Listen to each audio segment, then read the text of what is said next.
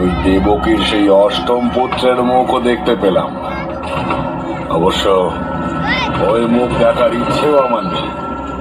ওর আমি মরা মুখ দেখতে চাই। কিন্তু কিভাবে? পুতনা, শকটাসুর, বৎসাসুর, একে একে আমার সব দুরূপের তাস আমার হাত থেকে বেরিয়ে যাচ্ছে। কিন্তু কিন্তু এভাবে হবে না। এবার এমন একজনকে পাঠাবো, ভাগ্নে, তুমি আর কিচ্ছু করতে পারবে না। বকাসুর! বকাসুর!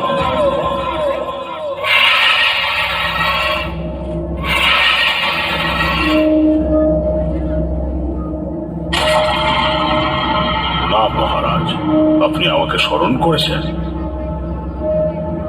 হ্যাঁ বকাসুর, আমি তোমায় স্মরণ করেছি আমার ভাগ্নের মরণ হয়ে ওঠার জন্য।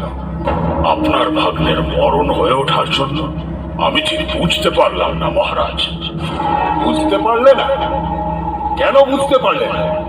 তুমি জানো না আমার ভাগ্নে, আমার আদরের বোন দেবকীর অষ্টম গর্ভজাত সন্তান আমার মৃত্যুর কারণ হবে? আর রাজ্যের সব শক্তিশালী রাক্ষসী পাঠিয়েও আমি তাকে হত্যা করতে পারছি না। হত্যা করতে পারছেন না কেন? সে কি ভয়ে লুকিয়ে আছে? ছেলে মানুষের ভয় পাওয়াটা খুব একটা আশ্চর্যের কথা নয়। তা মহারাজ, এই সামান্য একটা বালককে হত্যা করার জন্য আপনি আমাকে ডেকেছেন? ওই বালক লুকিয়ে রয়েছে নাকি ওর সামনে গেলে তুমি লুকিয়ে থাকবে, সেটা সময় এলেই দেখা যাবে। যাও, যাও এখন। যথাজ্ঞা মহারাজ, আমি এক্ষুনি যাচ্ছি।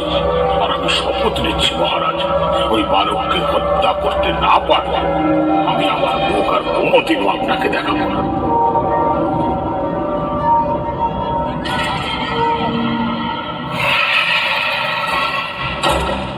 তুমি জানো না বকাসুর, ওই বালককে হত্যা না করতে পারলে তুমি আমায় তোমার মুখ দেখানোর জন্য পিছিয়েও ফিরতে পারবে না। বালক, ওই বালক বড় সাংঘাতিক।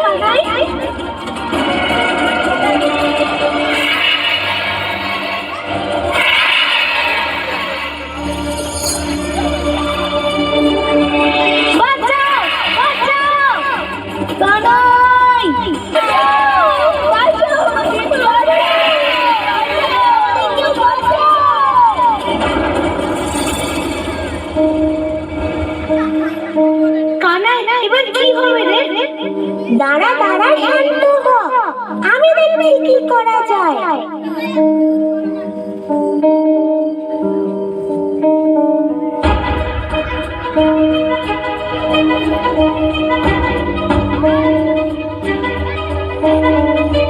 শান্ত হবো কি করে? ভয় আমার দম আটকে আসছে, দাঁড়িয়ে থাকতেও কষ্ট হচ্ছে।